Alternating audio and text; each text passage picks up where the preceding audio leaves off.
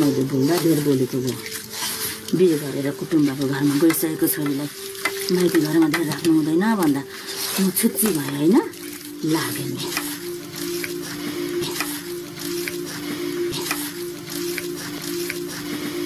तैँले पनि एक घैला पानी ल्याउनु कत्रो बेर लाग्यो कि तेरो पनि चाल ठिक छैन।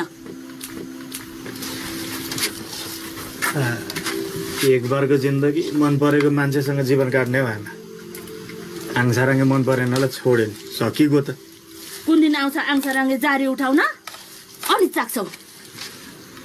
अर्काको नासो पासो ताक्नेले तिर्छ नि जारी, बिना आँटले लगेन होला।